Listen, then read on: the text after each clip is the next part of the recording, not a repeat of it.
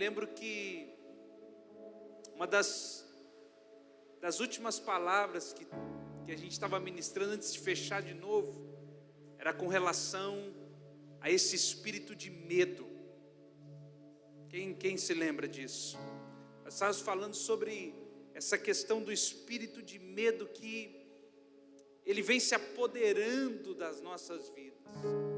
Isso porque parece que a pandemia ela se aproximou de nós, da nossa casa, da nossa família, cada vez mais perto, os óbitos. E isso de alguma forma tem nos afetado como cristãos. E eu quero, com a mensagem de hoje, trazer paz ao seu coração. Um ensinamento para trazer paz ao seu coração. Porque muitas vezes nós somos enganados por alguns espíritos que atuam da mesma maneira como atuaram no passado. Por exemplo, se você for ler sobre Jezabel, você vai descobrir que era a mulher de Acabe, uma rainha, mas que quando ela morreu, a Bíblia faz questão em dizer que o espírito permaneceu. A mesma situação, circunstância, razão que operava naquela mulher em vida, continuou operando depois. A ponto da Bíblia falar a respeito do espírito de Jezabel.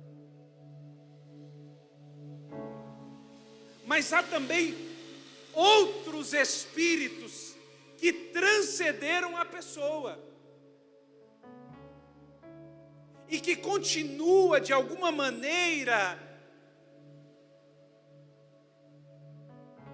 tentando invadir a nossa vida e a nossa família. Se você ligar o noticiário hoje, se você ligar a TV, é impossível esse espírito que está pairando sobre o mundo não tentar bater a porta do seu coração e da sua vida. Impossível. É por isso que nessa manhã eu quero falar para você sobre o espírito de Golias. Não é o tema da mensagem, mas eu quero falar sobre o espírito de Golias. Golias, aquele gigante que Davi o venceu. Mas antes de Davi vencer a Golias, a Bíblia diz que um espírito de medo se apoderou de todo o arraial, todo o exército de Israel. E é interessante observar que era um medo tão grande que ninguém ousava fazer nada contra aquele gigante.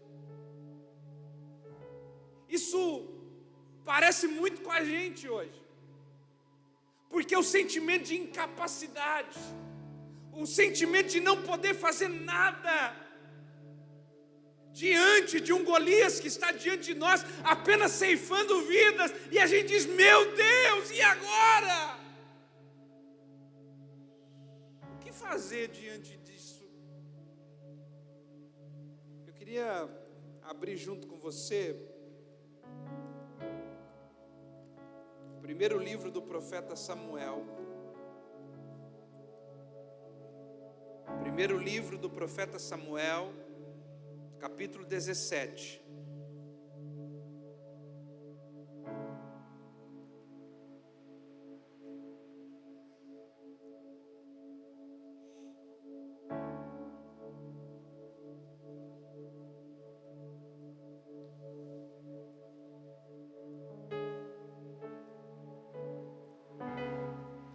E nós vamos ter aqui no capítulo 17 a narrativa da guerra entre os israelitas e os filisteus. E é daqui que eu quero tirar para você algumas lições. Por isso, para você que anota, o tema dessa mensagem é lições para enfrentar as batalhas.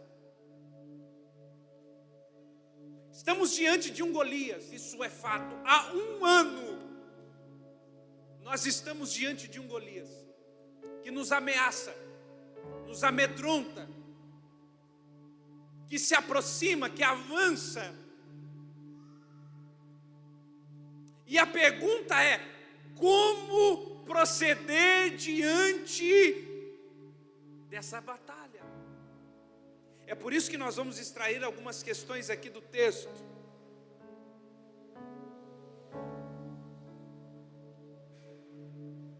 Que nos ensinam e que precisa nos inspirar para as batalhas da nossa vida atual. A maneira como Davi se comportou diante da batalha contra Golias, no mínimo, precisa nos inspirar para que nós possamos enfrentar as batalhas da nossa vida hoje. Anote aí, lição número 1. Lição número 1. Primeiro livro do profeta Samuel, capítulo 17, a partir do verso 22, está escrito assim, olha: E Davi deixou a carga que trouxera na mão do guarda de bagagem e correu à batalha. E chegando, perguntou aos seus irmãos se estavam bem. E estando ele ainda falando com eles, eis que vinha subindo do exército dos filisteus o homem guerreiro, cujo nome era Golias, o filisteu de Gate. E falou conforme aquelas palavras, e Davi as ouviu. Porém, todos os homens em Israel, preste bem atenção, todos os homens em Israel, vendo aquele homem, fugiram diante dele e temiam grandemente. Preste atenção, primeira lição. As lições para vencer as batalhas. Número 1, cuidado com as narrativas lógicas.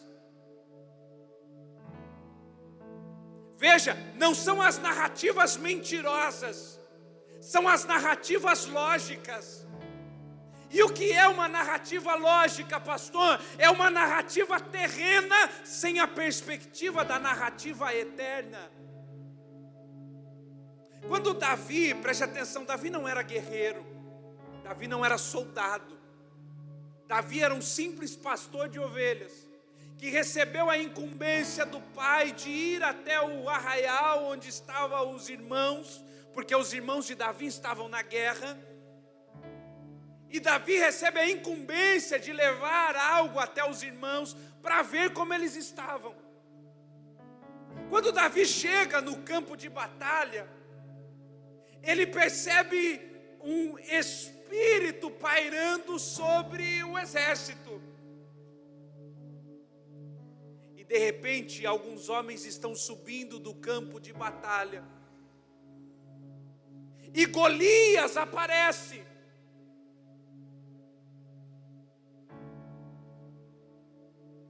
E confronta o povo.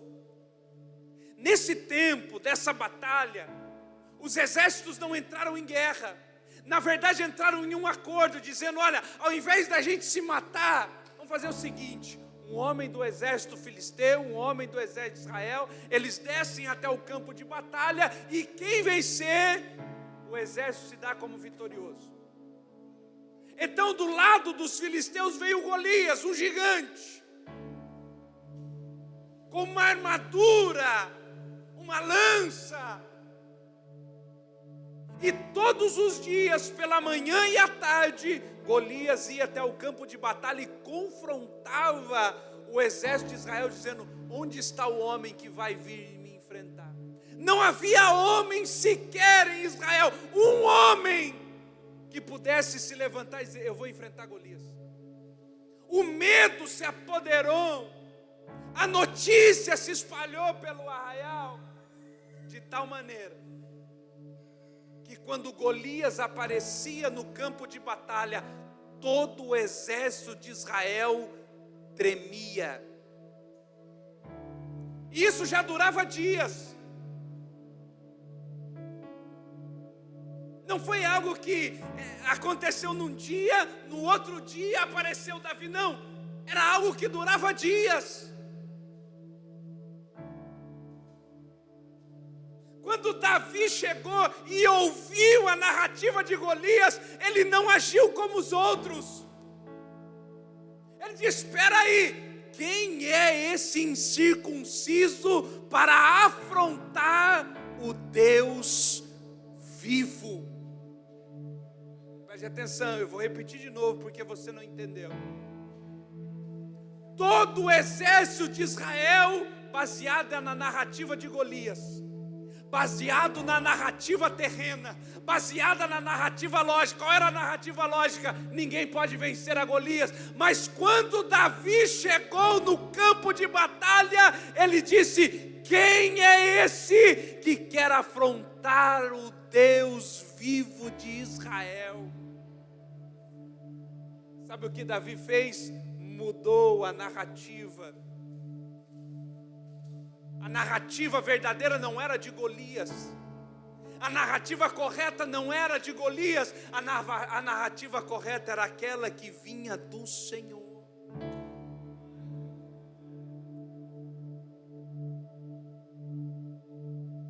Parece que cada vez mais o medo batendo a porta da nossa casa. Mas eu quero que você nessa noite entenda algo, da perspectiva do céu. Quem é este incircunciso para afrontar o Deus vivo de Israel?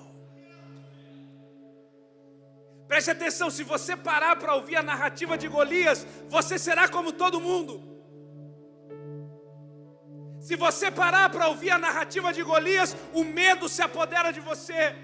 Se você parar para ouvir a narrativa dos telejornais, o medo se apodera de você. Mas se nessa manhã você parar para ouvir a narrativa de Deus, você também será um daqueles que vai dizer: quem é esse incircunciso para afrontar o Deus vivo de Israel?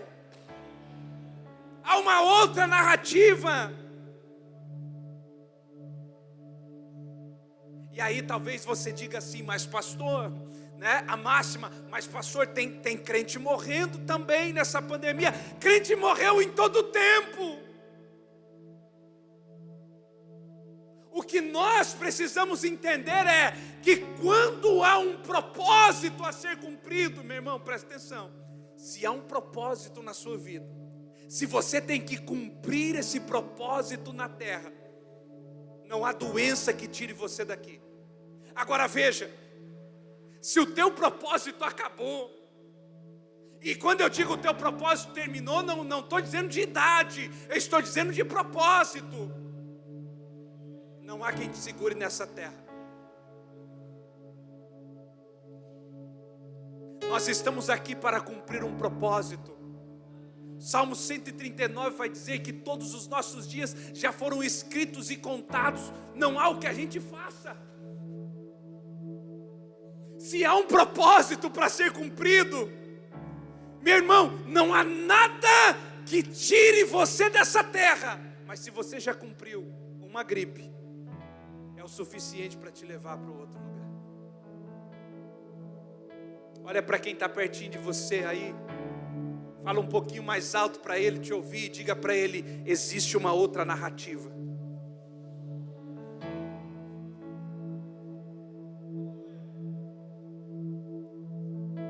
Eu fico pensando aqui, se Jairo, lembra de Jairo com a filha doente?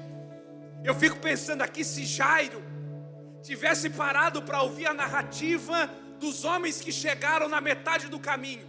Lembra, Jairo está caminhando com Jesus em direção à sua casa, e na metade do caminho a notícia vem, a narrativa. Sabe qual era a narrativa que chegou para Jairo? Jairo, seguinte, deixa Jesus continuar a missão dele e vamos voltar a gente, porque a filha morreu, já não tem mais por que Jesus ir lá. Eu fico pensando, se Jairo parasse para ouvir essa narrativa, Ele tinha ido para casa e enterrado a menina.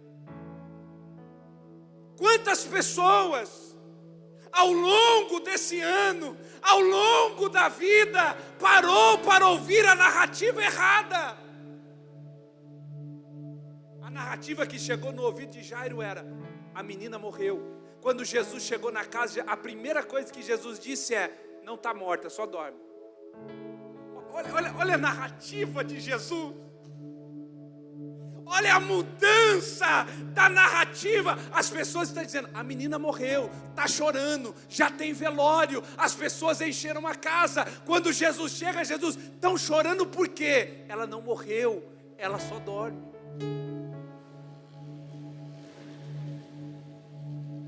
Primeira lição: quer enfrentar as batalhas da vida de uma maneira em que você tenha êxito, cuidado com as narrativas lógicas.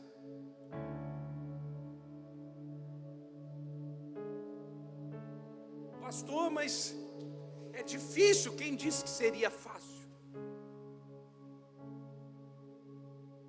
Pastor, a gente é bombardeado de informações. É por isso que o salmista diz: o meu prazer está na lei do Senhor, e nela medito de dia e de noite.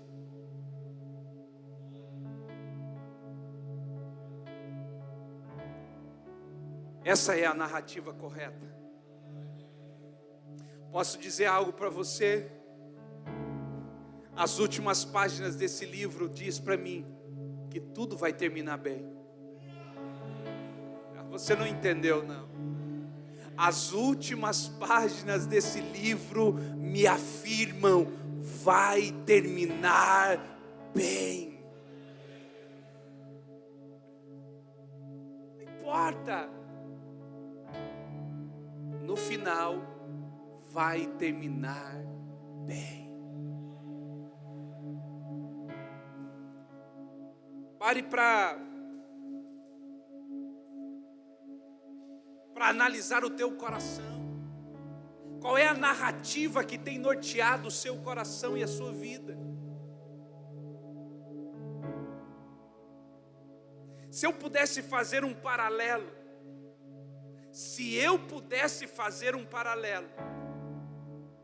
eu compararia hoje o coronavírus à lepra dos tempos bíblicos.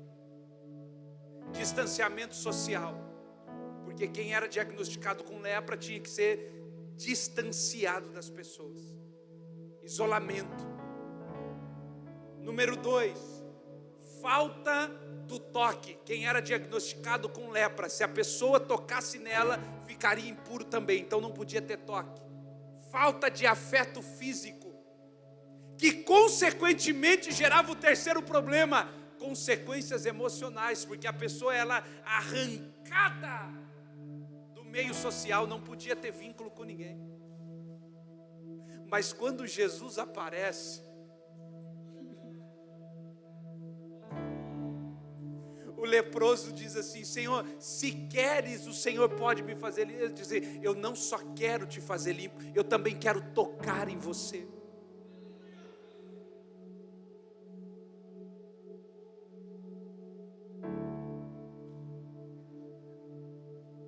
O escritor de Hebreus vai dizer: o justo viverá pela fé.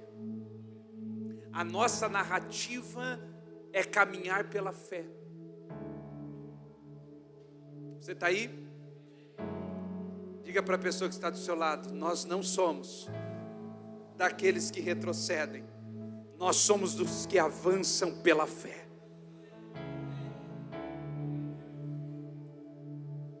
Lição número 2.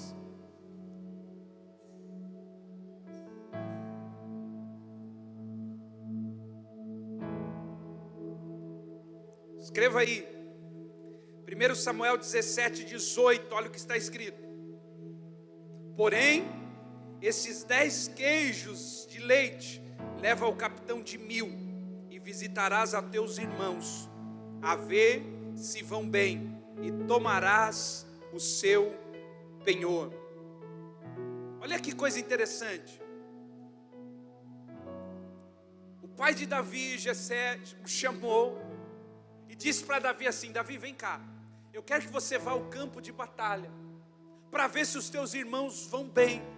Mas olha, eu quero que você leve esses 10 queijos aqui ao capitão, e entregue a ele. Agora, veja que coisa interessante. O exército não estava batalhando com ninguém. Não havia guerra. O povo estava com medo. E Jessé disse assim: mas leve para eles esses queijos aqui. Segunda lição: cuidado para não recompensar as pessoas erradas. Sabe qual é o problema que a gente está vivenciando hoje? É que a gente quer recompensar quem não está guerreando. Olha a palavra de Jessé: eu quero que você entregue esses queijos ao capitão de 1000. A pergunta é: que guerra o capitão de 1000 estava enfrentando? Qual era a sua batalha? Qual era a sua guerra? Não havia guerra. Com medo, se escondendo. E eu quero que você entenda uma coisa bem simples: todas as igrejas do Apocalipse terminam ao que vencer.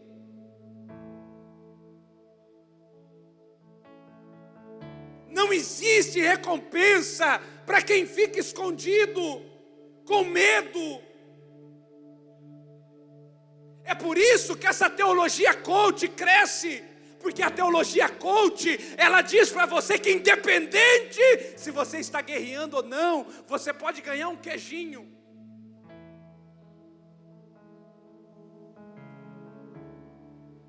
Algumas pessoas, eu me lembro, um pouquinho antes de toda essa situação acontecer, eu me lembro de pessoas que saíram da igreja dizendo assim: essa palavra é dura demais. Eu não quero ficar vindo aqui para ouvir essas coisas. Eu vim na igreja para ouvir que eu tenho que ser abençoado. E agora? E nesse tempo? Cadê essa palavra motivacional agora? Como é que sobrevive hoje?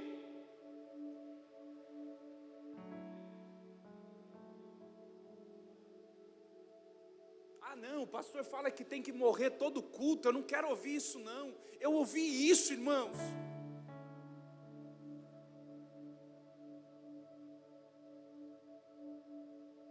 Veja, eu não quero ser um Jessé na sua vida. Vou dizer de novo: eu não quero ser um Jessé na sua vida. Alguém que vai chegar e dizer assim: Rodolfo, não importa se você não está fazendo nada, dá um queijinho para agradar a vida, adoçar a vida. Não, eu não quero ser esse cara não.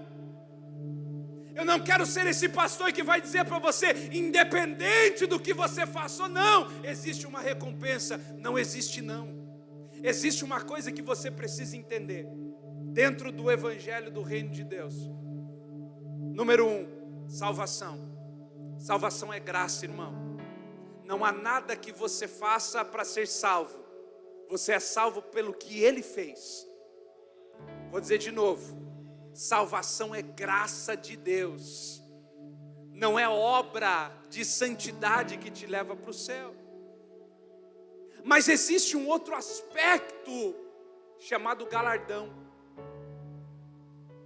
A Bíblia diz que Deus é galardoador daqueles que o buscam. Sabe o que é galardoador? É aquele que recompensa. Isso não tem a ver com graça. Galardão tem a ver com mérito. É o que eu faço, é o que eu obedeço, é o que eu cumpro. Jessé disse a Davi: recompense quem não está fazendo nada. Isso não existe. Pastor, mas nós estamos vivendo dias de pandemia, e isso as pessoas estão usando para justificar não fazer nada. Não, pastor, porque não tem como, a gente não dá para se mover, a gente não consegue sim.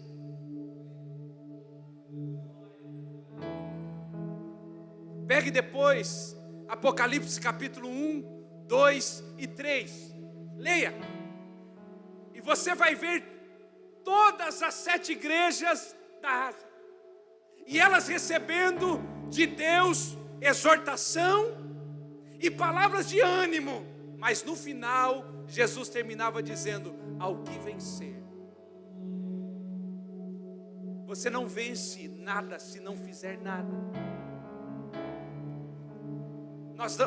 Veja, nós estamos em dias difíceis. Mas a pergunta que eu faço para quem estuda a Bíblia, para quem estuda a história da igreja é: quando foi que a igreja teve um tempo fácil? Não, teve um período. Teve um período que a igreja teve um tempo fácil. E sabe como é que a história conhece? Como Idade das Trevas. O período que a igreja estava no poder, sabe como é conhecido na história? Idade das Trevas. Período das trevas. Veja, a igreja deveria ser o luzeiro. A igreja que deveria ser a luz do mundo, quando ela estava no governo das coisas, a história lhe deu o título de período das trevas.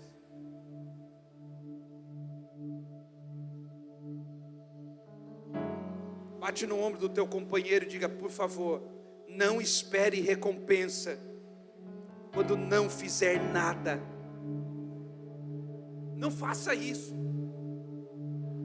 Tem muita gente procurando o GCE, aquele que vai te presentear mesmo que você não esteja fazendo. É por isso que a história de Gideão é significante. Porque se você pegar o contexto da história de Gideão, você vai descobrir que Gideão estava sendo ameaçado. Ninguém ousava plantar e colher naquele tempo. Quando o povo plantava e o fruto aparecia, o inimigo vinha e saqueava tudo. Mas naquele tempo, Gideão plantou, colheu e estava debulhando trigo no lagar. E aí você vai descobrir que naquele momento de coragem, de ato, o anjo do Senhor aparece: varão valoroso. A minha pergunta é: onde estão os Gideões hoje? Não importa se estão malhando trigo no lagar, importa o que estão fazendo. Não o lugar, a obra. A boa obra. Ao que vencer.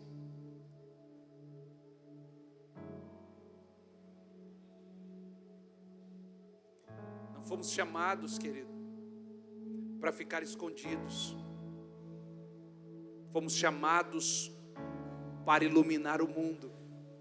Jesus disse: não se acende uma lâmpada e coloca ela debaixo da mesa. Sabe o que é colocar debaixo da mesa? É estar no lugar errado com o propósito certo. Jesus, mas se coloca no alto, no velador, aqui, para que todos vejam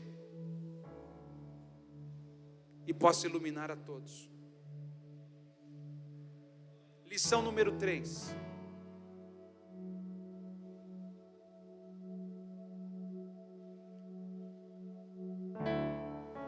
Primeiro livro do profeta Samuel, 17, 28. Primeiro livro do profeta Samuel, 17, 28, está escrito assim: e ouvindo Eliabe era o irmão de Davi, seu irmão mais velho, falar aqueles homens, acendeu-se a ira de Eliabe contra quem? Contra quem? Quem está escrito aí? Contra quem? Davi. Assim, a minha pergunta é: por que Eliabe nunca ficou irado contra Golias? Por que essa ira de Eliabe, o irmão mais velho, o protetor, aquele que deveria tomar a frente, não havia se acendido contra Golias? Lição número 3: cuidado para não combater contra o inimigo errado.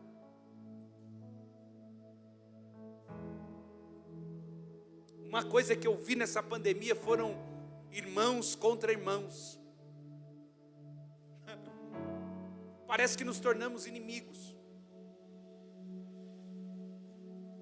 O Brasil está polarizado.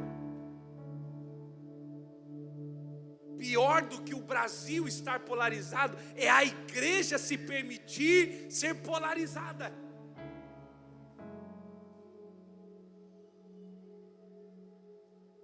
E qual é o problema, pastor, de tudo isso? O problema é quando eu passo a enxergar que o outro é meu inimigo. Não, pelo amor de Deus, o nosso inimigo é Golias. Mas quando eu não entendo isso, quem se torna o meu inimigo é meu irmão.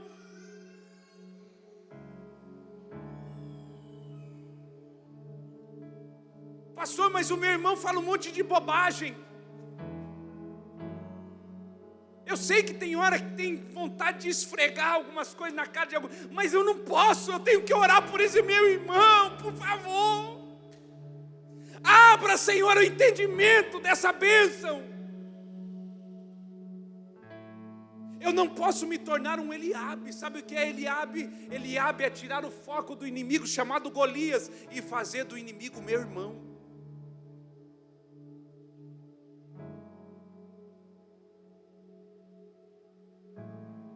Sabe, a gente está vivendo dias polêmicos, dias de contradições, e se a gente não tomar cuidado, a gente pode perder o alvo do nosso inimigo e começar a fazer do nosso irmão o nosso inimigo.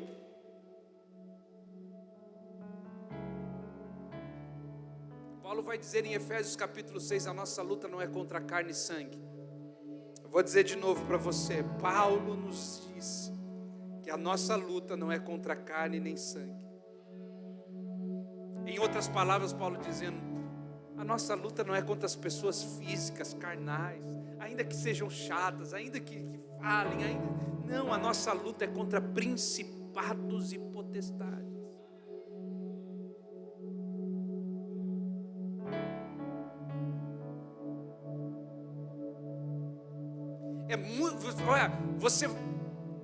É muito difícil você me ver responder um comentário na internet. Difícil, irmão. Só quando eu não estou com nada para fazer, eu digo, deixa eu ver onde é que isso vai parar. Mas é difícil. Eu não estou nem aí, irmão, porque as pessoas colocam lá. A rede social é assim, e o Facebook atiça a gente, irmão, porque a gente abre o Facebook logo vem, no que você está pensando? E aí já fica, eu estou pensando. Aí de repente a pessoa do outro lado, ela está pensando em outra coisa. E aí ela vai lá, e aí você pega e você se ofende. Primeiro erro, se ofende. Eu acredito que todo crente, toda pessoa que não aprendeu ainda a lidar com a ofensa não pode ter rede social.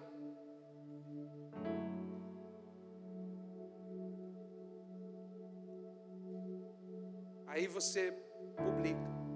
Aí vem um comentário. Mas é a opinião dele. Se ele acha que é isso, é a opinião dele. Pela internet você não muda a opinião de ninguém. Não dá. Olha para a pessoa que está do seu lado e diga assim: por favor, cuidado para não enfrentar o inimigo errado. Diga para ele agora, eu não sou teu inimigo. Casais, olha o cônjuge para o cônjuge aí. Eu não sou teu inimigo.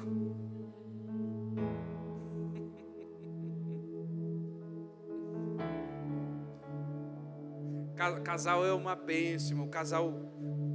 Ó, quem nunca veio discutindo dentro do carro?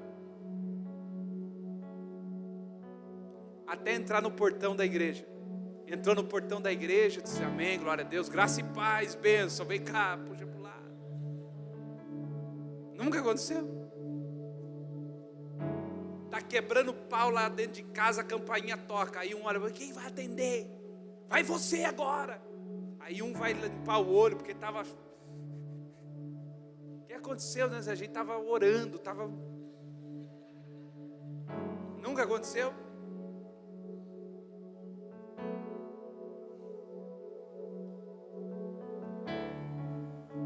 Lição número 4.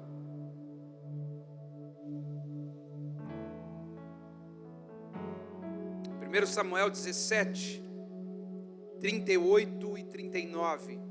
Está escrito assim: E Saul vestiu a Davi de suas vestes, e pôs-lhe sobre a sua cabeça um capacete de bronze, e o vestiu de couraça. E Davi cingiu a espada sobre as suas vestes e começou a andar. Porém, nunca o havia experimentado. Então disse Davi a Saul: não posso andar com isso, pois nunca o experimentei. E Davi tirou aquilo de sobre si. Olha aqui. Quarta lição: recuse os revestimentos humanos. Porque veja, quando você acredita na narrativa terrena, a mesma narrativa que te amedronta é a mesma narrativa que te veste. Vou dizer de novo para você. Quando você acredita numa narrativa, a mesma narrativa que te dá medo, que te amedronta, é também aquela que te veste. E presta atenção, eu não digo isso para contrariar o uso de máscara. Não é isso que eu estou dizendo. Não é isso que eu estou falando. O que eu estou dizendo são sobre os exageros criados para que a gente viva uma vida totalmente diferente daquela que a realidade dizia para a gente viver. E a gente vai tendo que se adequar a uma realidade que não é a verdadeira. Quando Davi disse para Saul: eu vou enfrentar Golias, imediatamente Saul chamou e disse assim: então você precisa de uma armadura, porque para enfrentar Golias precisa de uma armadura, vamos revestir. Quando Davi vestiu aquela armadura, ele nunca tinha experimentado, Davi não era soldado, Davi não conseguia andar, porque aquilo não foi projetado para ele, não era aquilo que ele havia experimentado ao longo da sua vida. Ele disse para Saul: isso não me serve. E imediatamente ele tirou.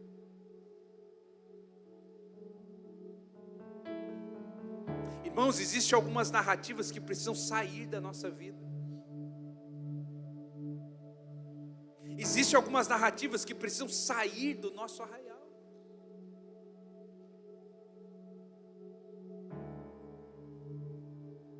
Eu vou te dar um exemplo. Eu vou te dar um exemplo para você entender.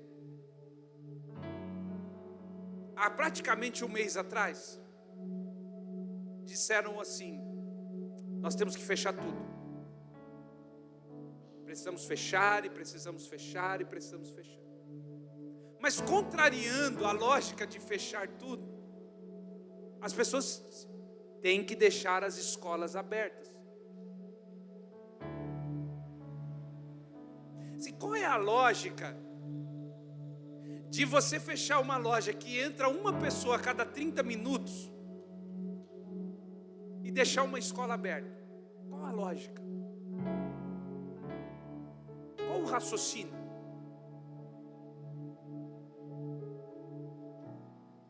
Alguns dias atrás,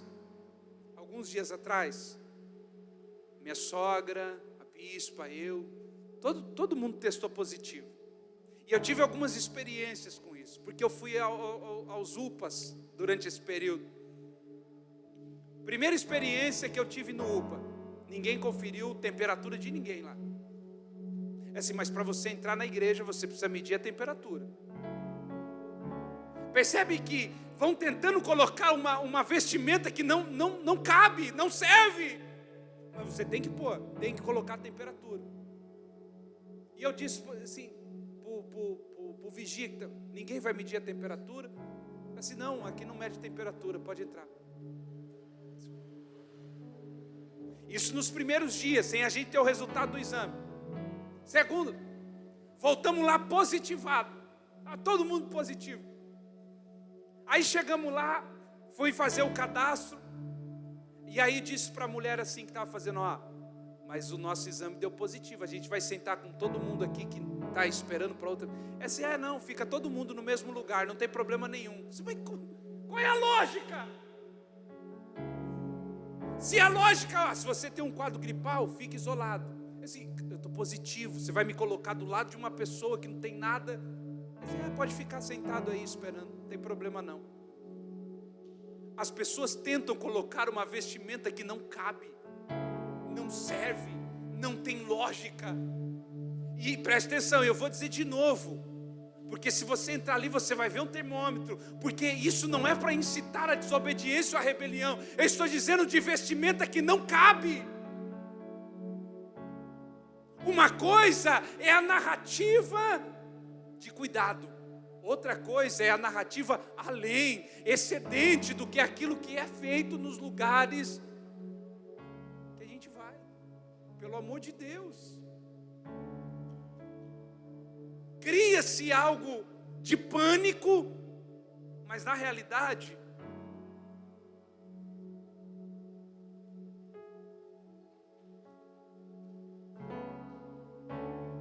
a gente precisa tirar algumas narrativas do nosso coração. Pastor, e como é que eu tiro? A Bíblia diz: o verdadeiro amor lança fora todo medo. Algo precisa entrar para tirar. O medo, presta atenção, o medo, ele não é tirado pela coragem. A Bíblia não diz a coragem entra e o medo vai embora. A Bíblia diz que o verdadeiro amor entra e lança fora todo medo. O que tira o medo do coração do homem não é a coragem, é o amor. E a Bíblia diz: Deus é amor. Quinta e última lição.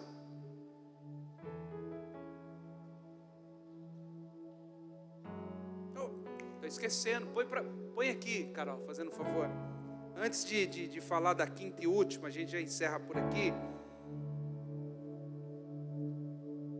2 Coríntios capítulo 10, versículo 4. Olha o que está escrito aqui. 2 Coríntios capítulo 10, versículo 4.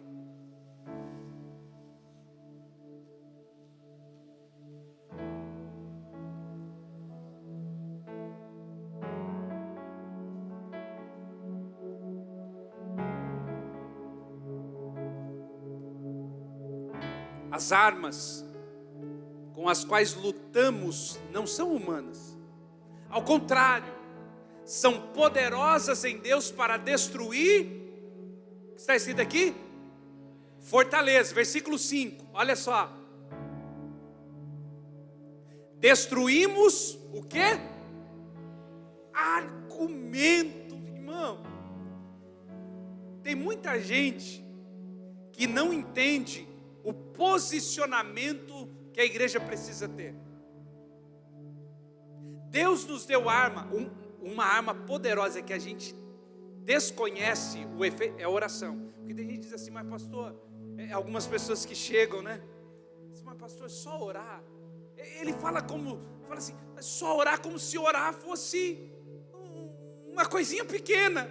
Sim, irmão, você desconhece o que é a oração. Mas Ele também nos deu armas. E qual o objetivo dessas armas espirituais? Destruir argumentos, narrativas. Deus nos deu armas espirituais para destruir argumentos. E quando eu digo destruir argumentos, eu estou falando de uma sabedoria que excede a narrativa terrena. E toda pretensão que se levante contra o conhecimento de Deus. E levamos cativo todo o pensamento para torná-lo obediente a Cristo. Uma pessoa que está armada com as armas espirituais, ela não é enganada por argumentos terrenos.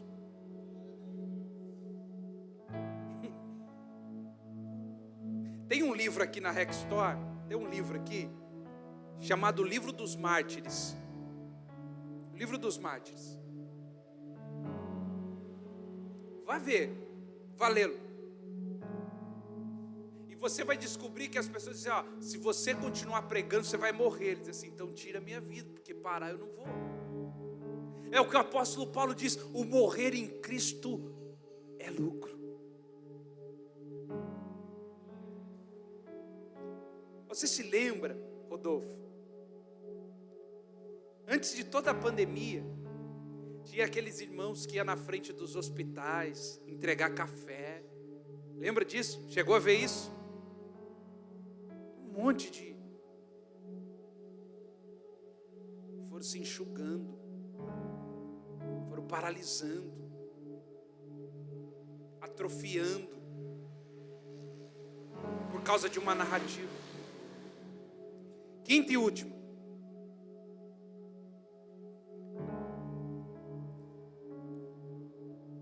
Quinto e último. 1 Samuel 17:40. E tomou seu cajado na mão e escolheu para si 5 seixos do ribeiro e pô-los no alforje de pastor que trazia, a saber, no surrão, e lançou mão da sua funda e foi aproximando-se do filisteu. Quinta e última lição. Mantenha uma postura de servo de Deus. Irmãos, eu fico impressionado de você entender Davi, porque Davi era um pastor de ovelhas.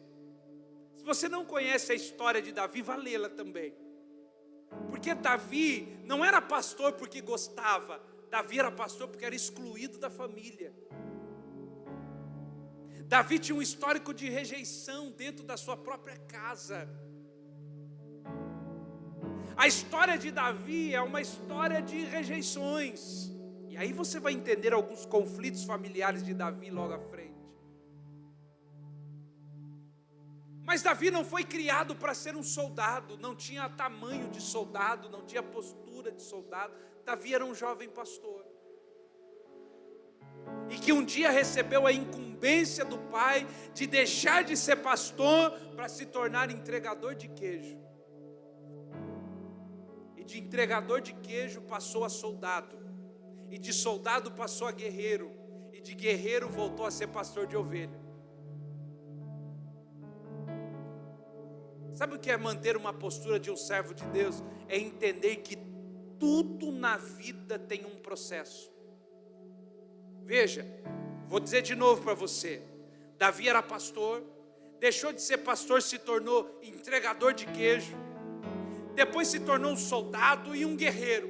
E aí Davi foi promovido, pastor? Não, ele voltou para ser pastor de ovelha. Tem hora que o processo de Deus vai pegar você daqui, aonde você já avançou, e vai dizer para você, filho, tem que voltar onde você começou. Davi volta para o pasto ungido. Davi volta para o pasto depois de ter vencido Golias. Davi volta a fazer as mesmas coisas que fazia antes de tudo isso. Pastor, por quê? Porque tudo na vida tem um processo. Quem não tem processo não tem história.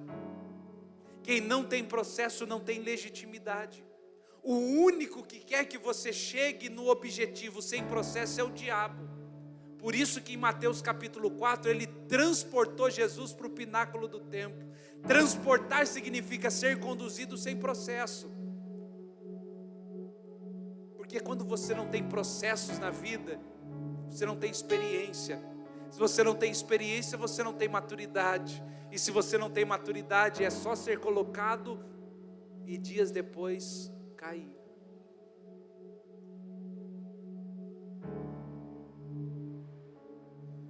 Eu quero dizer para você e quero orar em cima disso. Golias apareceu na história só para revelar Davi. Será que você pode repetir isso para mim? Diga assim, ó. Golias, mais uma vez, Golias apareceu na história só para revelar a Davi.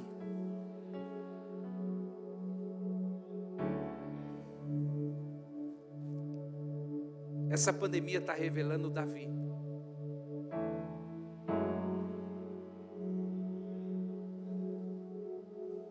Pastor, tem gente ficando pelo caminho? Tem. Pastor, tem gente que vai ficar pelo caminho? Vai. Mas os Davis estão aparecendo.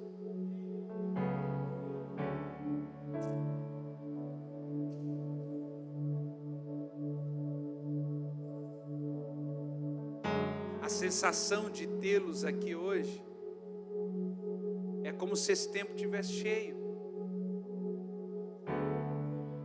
Porque a narrativa diz para você, olha, não vai. Sim ou não? Se a gente parar para ouvir a narrativa diz assim, ó, cultua de casa. Você aqui, Davi.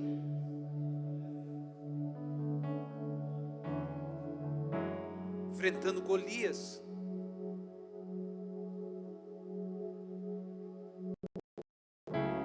É por isso que quando Gideão apresentou o exército de 32 mil homens para Deus, Deus falou assim, muita gente, vamos começar pelos covardes primeiro, os covardes.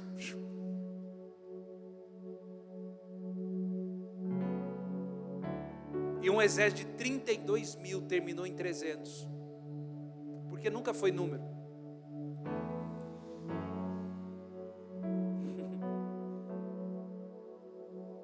Coragem. Coragem. Coragem para você que está em casa. Há uma narrativa maior do que essa. Sempre houve. Talvez a gente por um momento a gente se esconde, a gente tenta fugir, mas há uma narrativa eterna. Não dá para fugir dela. Podemos.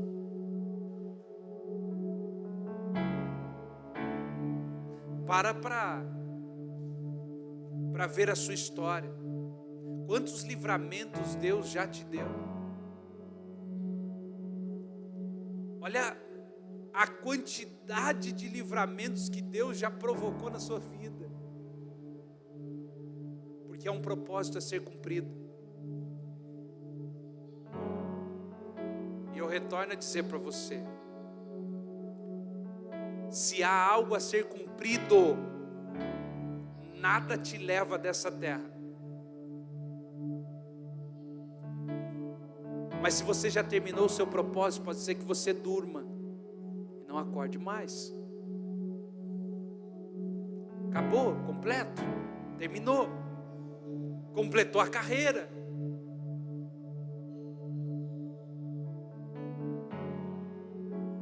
Nós não somos movidos pela terra, nós estamos na terra, mas somos embaixadores. Não somos cidadãos, somos embaixadores aqui. Há algo maior. Será que você pode se colocar de pé? Vamos orar? Pai, eu quero agradecer ao Senhor. Obrigado. Obrigado, Senhor. Obrigado por esse tempo, obrigado por essa manhã. Que essa palavra seja uma semente caindo em terra fértil, que ao longo do dia, ao longo da semana, ela cresça e produza vida, Senhor, no coração de cada um dos nossos irmãos. Que essa palavra cresça e remova todo argumento, toda narrativa terrena que amedronta, que cria pânico, medo, e que a convicção, a certeza de uma narrativa eterna possa prevalecer no nosso coração e na nossa vida. Oramos, Senhor, para que todo ladrão de semente seja amarrado nessa hora e não tenha poder sobre a palavra que foi semeada nessa manhã. É a nossa oração no nome de Jesus. Amém, amém e amém.